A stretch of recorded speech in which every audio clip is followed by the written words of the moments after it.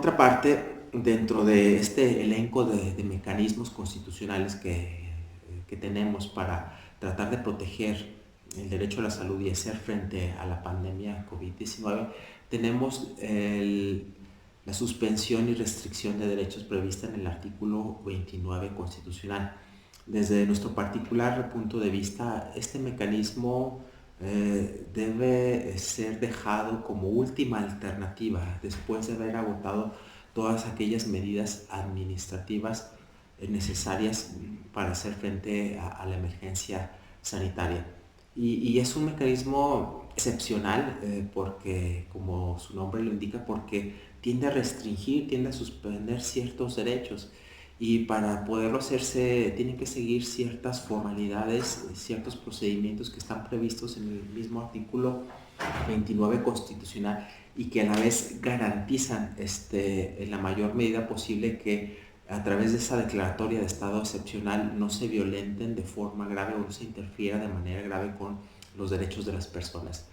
Y así, para citar brevemente en qué consiste este mecanismo previsto en el 29 constitucional, se señala que es un mecanismo en el que intervienen los tres poderes de la Unión.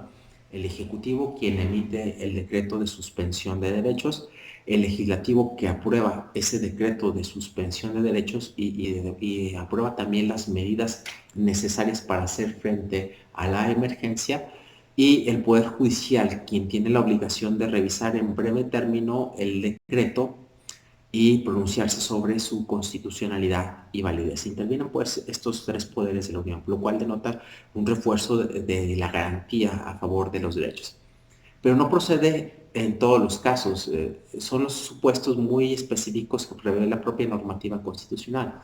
El primero de ellos procede en caso de invasión, procede en caso de perturbación grave de la paz pública o cualquier otro que ponga en serio peligro a la sociedad. Y aquí es donde puede entrar la situación de emergencia sanitaria que estamos viviendo, porque no puede entrar ni en el de invasión ni en el de perturbación grave de la paz pública, pero sí en cualquier otro que ponga en grave peligro a la sociedad. Y bueno, como garantía de la protección a los derechos en este mecanismo de carácter excepcional, se señalan cuáles derechos no pueden suspenderse bajo ninguna condición. ¿Sí? Entre ellos, el derecho a la no discriminación, el derecho a la vida, el derecho a la integridad, el derecho al reconocimiento a la personalidad, a la protección de la familia, los derechos de la niñez, los derechos políticos, el derecho a la protección judicial. Son derechos que bajo ningún motivo pueden suspenderse ni bajo el estado excepcional. ¿Sí? También existe la obligación que la autoridad, en este caso el presidente y el Congreso de la Unión, quienes aprueban, el Congreso de la Unión quien aprueba este decreto de estado de excepción, fundamenten y motiven la determinación, procurando que la medida sea proporcional al peligro que se quiere combatir.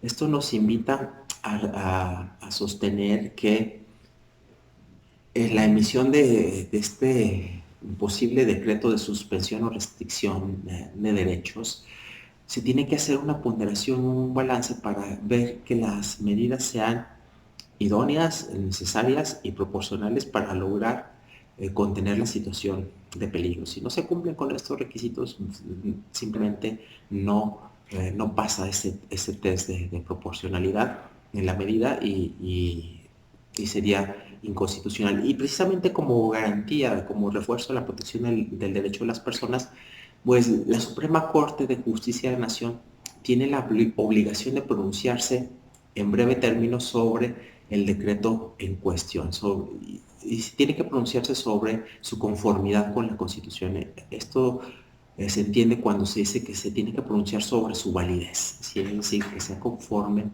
con la Constitución.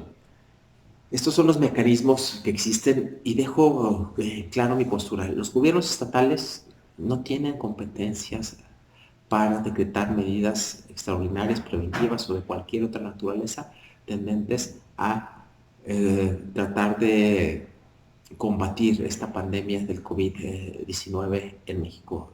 El único papel que tienen los gobiernos es en ejecutar, cumplir los acuerdos dictados por la Secretaría, vigilar que se cumplan, ¿sí? Esas son las competencias que tienen. Y como último procedimiento, como último recurso para hacer frente a la situación del COVID-19 en México, se tiene la suspensión de derechos. Y sobre este punto,